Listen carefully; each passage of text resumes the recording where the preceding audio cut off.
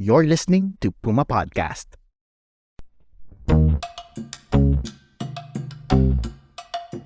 What's in it for me? Bakit ako makikilahok? Bakit ako makikisuporta? Pero pag sinabi mo sa kanila yung benefits, may mga ganito tayong programa, ganito po ang mangyayari pag hindi tayo nag-segregate, babaha tayo, magkakaroon tayo ng mga sakit, mag-worse ang climate change. Kahit papano po, nagiging supportive po yung ating mga residents. Hi, I'm Carl Javier, CEO of Puma Podcast, and you are listening to A Better Normal. In this podcast, we've been talking to people in the arts, tech, business, and advocacy work to explore how creativity, innovation, and entrepreneurship intersect. We learned what approaches they share, identifying gaps and challenges, coming up with solutions to do good, and maximizing the power of communities in their work. In a special three-part series, we're going to hear the stories of individuals and groups who are addressing one of the biggest and most pervasive environmental challenges that confront us today: plastic waste. Join me as I sit down with the experts who will take us on the plastic journey, from consumption to collection to creating policies that translate to action. This podcast series was made possible with the support of the Worldwide Fund for Nature Philippines, or WWF. Plastics have been around since the 19th century, used for storage and in packaging that we see everywhere today. For sure, each one of us has used a plastic product at least once in our lives, if not once every day. But what do we need to know about our plastic diet? And what impact does our consumption have on the environment? I talked to Julius Girhen, manager of WWF's No Plastics in Nature project, to get some answers. Julius has been working in the development sector for 20 years now, with a background in coastal and fisheries resource management. The amount of waste produced by an individual or per person, depende yan sa maraming factors. That includes lifestyle, consumption habits, geographical location, even yung availability ng mga waste management infrastructure, and of course, yung individual efforts natin towards recycling and reducing plastic use. So, globally, parang sinasabi nila na an individual may produce anywhere from 0.2 to 2.6 kilograms per year of waste per year. But yun nga, depende pa rin siya sa country and of course sa region, because we all know that there were already realizations nga in terms of managing waste. So may mga countries that have very strict policies, laws, rules in terms of pollution and waste management. Given for example si Singapore nga, even nga yung dumura is medyo bawal nga, vaping, chewing gum, so medyo nare-regulate siya. In the Philippines, unfortunately, we're one of the countries that is most affected by plastic pollution. And yun nga, a significant portion of our waste ends up in waterways. So yung mga canals, esteros, mga ilog, and ultimately, papunta sa ating mga karagatan. As per report naman ng Global Alliance for Incinerator Alternatives or GAIA or GAIA. So the Philippines generates around 2.7 million metric tons of plastic waste per year.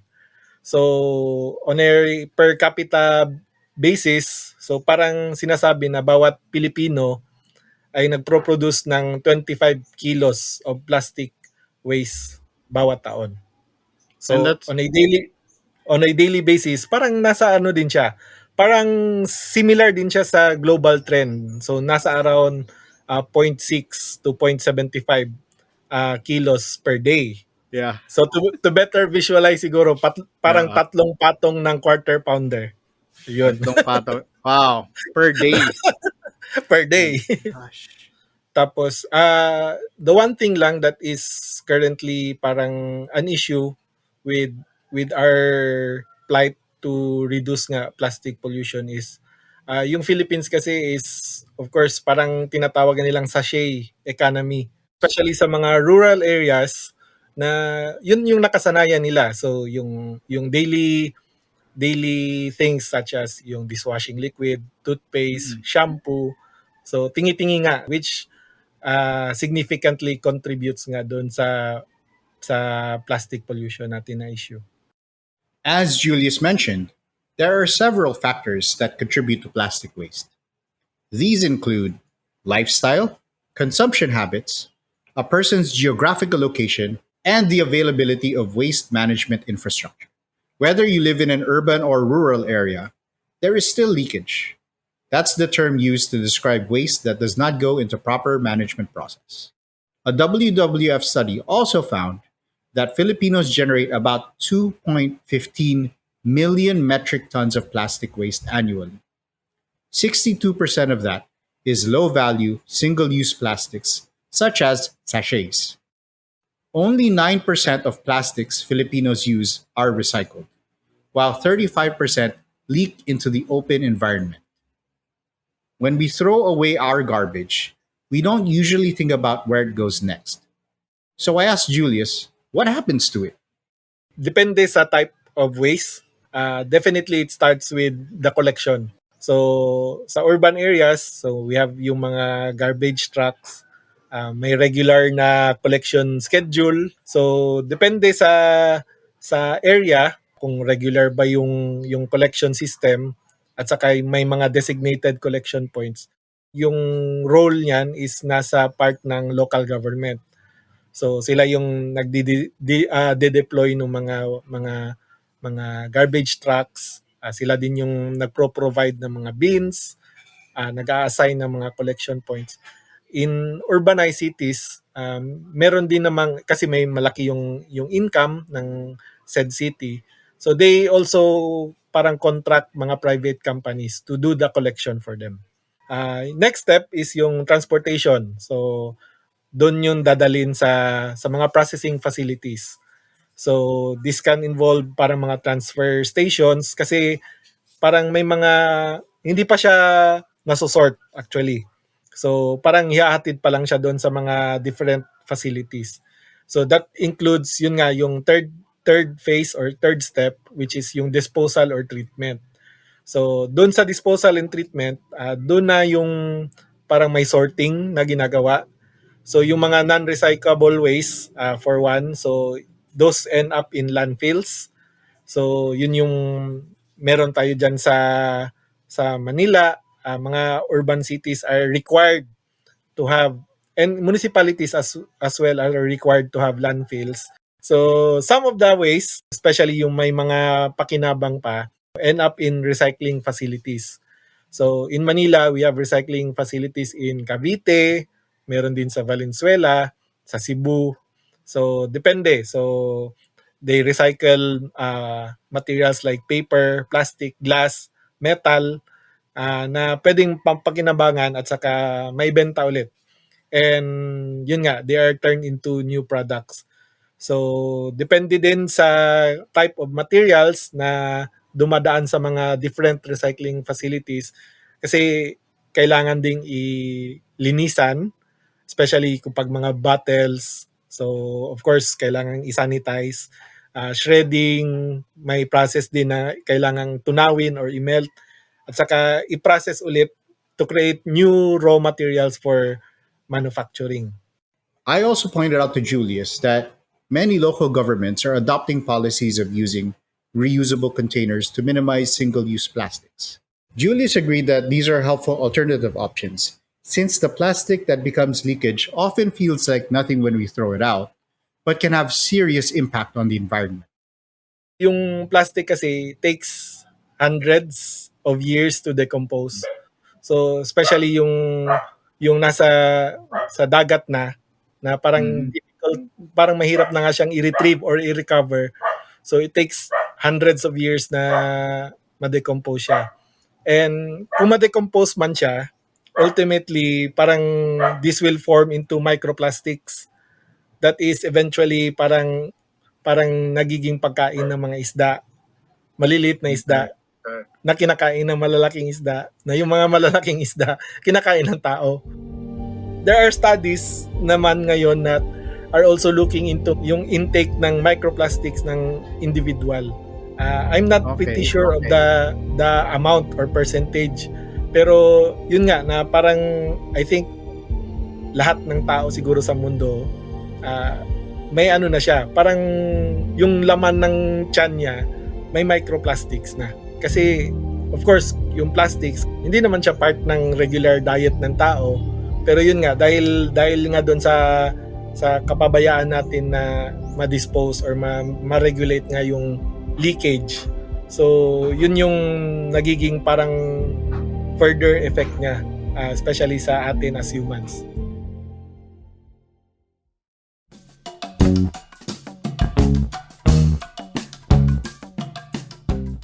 You're still listening to the special series on the plastic problem here on A Better Normal, in partnership with WWF Philippines. We heard a lot of interesting and even alarming information from Julius on the effects of our plastic consumption. It's definitely going to take a whole of society approach to mitigate the plastic problem. And that means involving communities and the government to make change. We now go to Manila and talk to Joanna May Norsho Ricafort, a licensed environmental planner. She is the Assistant Chief for Operations Division of the Department of Public Services, Manila. Among other functions, DPS Manila oversees solid waste management and collection in the city.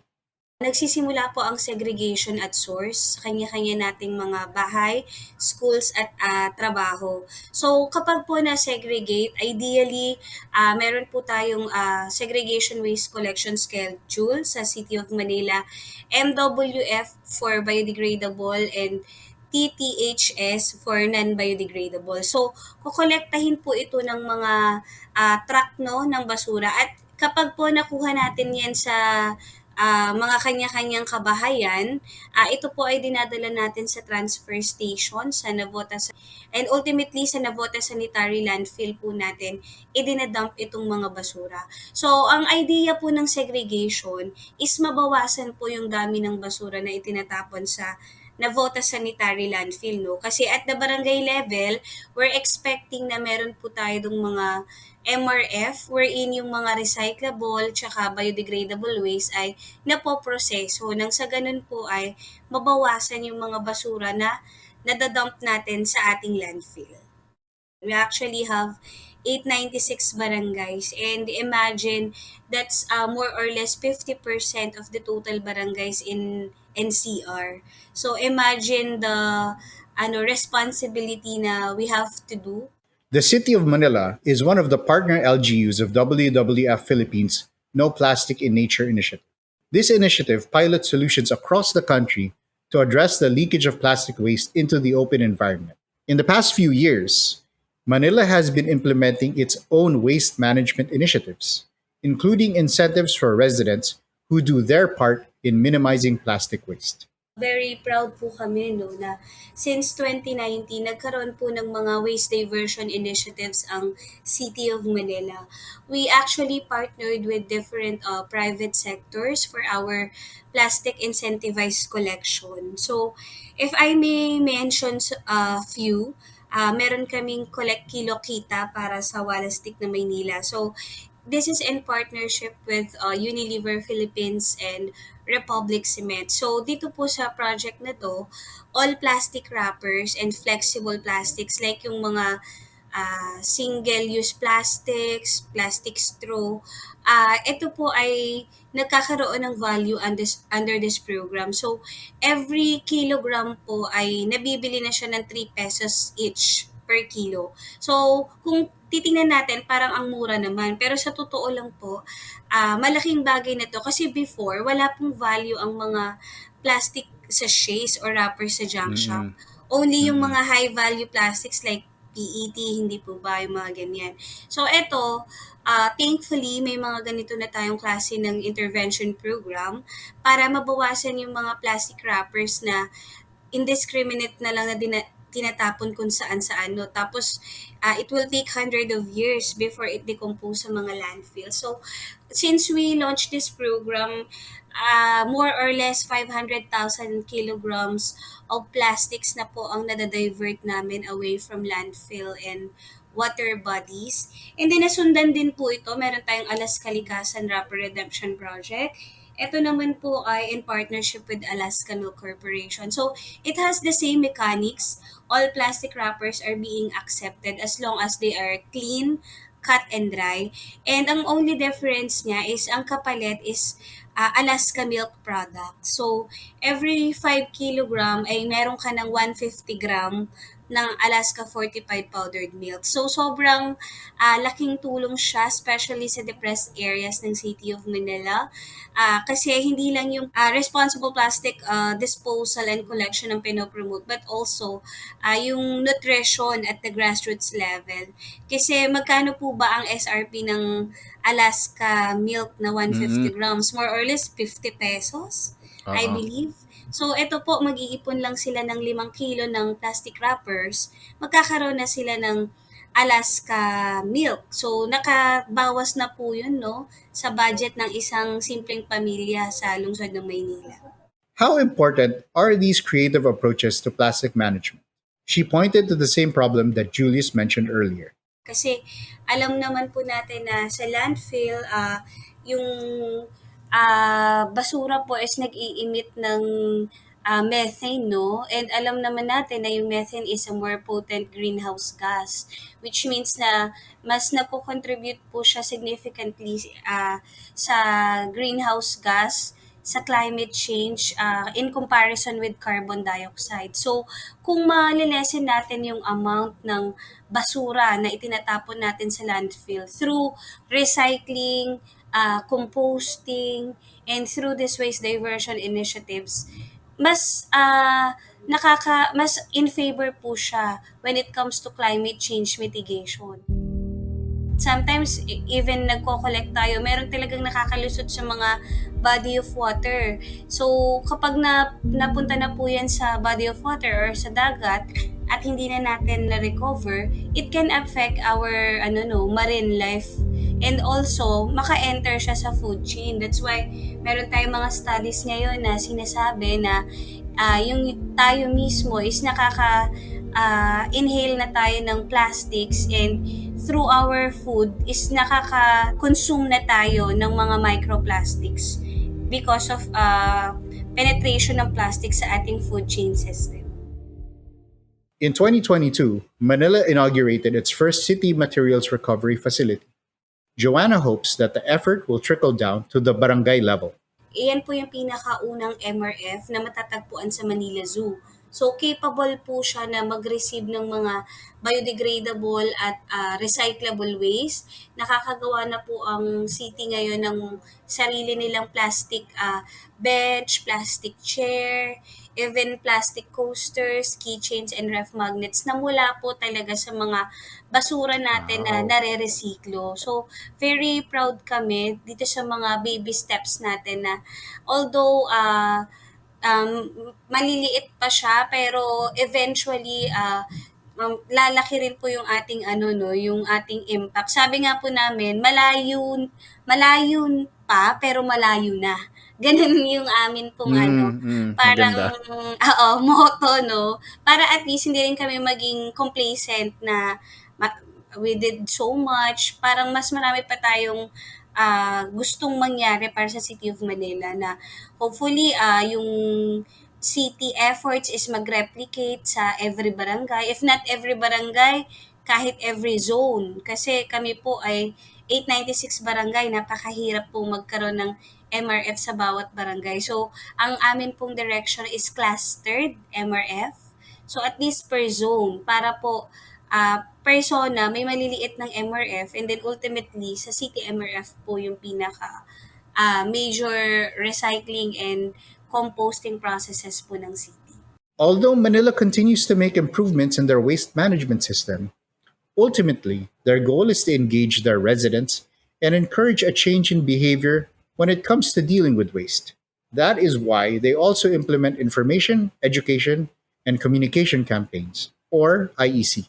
Talagang nahihirapan ka na baguhin yung kanilang behavior. That's why yung IEC campaign namin, gusto namin siyang gawing social and behavioral change communication para po matamaan namin yung social and behavioral change ng mga tao at talaga pong isabuhay nila yung tamang pag-segregate at tamang pamamahala ng basura. And ayun po, to address that, tuloy-tuloy pa rin kami sa IEC namin para walang sawang magturo tungkol sa RA 9003, proper solid waste management. At yung napapansin namin kapag in-explain mo sa kanila what's in it for them, kasi gano'n naman tayo what's in it for me? Bakit ako makikilahok? Bakit ako makikisuporta? Pero pag sinabi mo sa kanila yung benefits, may mga ganito tayong programa, ganito po ang mangyayari pag hindi tayo nag-segregate, babaha tayo, magkakaroon tayo ng mga sakit, mag-worse ang climate change. Kahit papano po, nagiging supportive po yung ating mga residents. So, yun po ang ginagawa po natin sa City of Manila. There's certainly a lot of work to be done. And this is just one city. Since the government can't do everything themselves, Joanna says inputs from residents are very welcome. Actually, yan nga po yung gustong-gusto namin, no? Lalo na yung mga inputs ng mga Gen Z, ng mga students. Kasi talagang very positive pa yung kanilang mindset. And then, kami po, very open ng aming social media, ang aming email address. Actually, nakaka-receive na kami ng input sa mga university students po dahil ang UBELT ay nasa City of Manila, no? So, sila mismo na-experience nila yung baha. Meron kaming isang student na from UST, I think, na nag-letter po siya ng recommendation, no? So, pag may mga ganun kami, talagang nagsiset kami ng meeting. Tapos, kinokontak po namin yung nag-propose na student, about sa suggestions niya, recommendations, and then we will meet halfway kung ano po ba ron yung mga current na ginagawa namin at ano yung sa tingin niya na pwede pa naming i-improve. And hindi lang po sa mga students kami nakaka-receive ng recommendation. Meron din po kami even sa mga ordinary netizens, no? So, lahat naman po yan is na-address namin accordingly and talagang pong nire-replyan din po namin kung may mga concerns.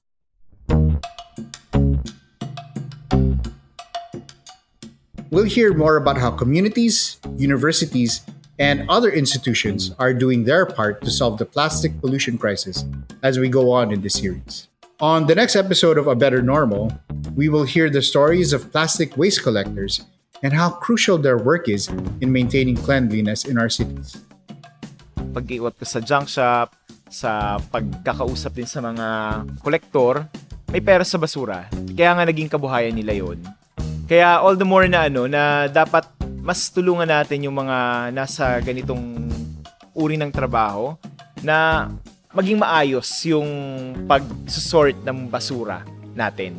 'Di ba? Kasi pag hindi maayos yung pag-sort, kumbaga nakatambak lang 'yan, mawawala yung value nung plastic or any recyclable. I've been your host, Carl Javier, and you've been listening to A Better Normal special series on plastics, made possible with the support of the Worldwide Fund for Nature Philippines. To know more about their projects and how you can support them, visit their website, wwf.org.ph.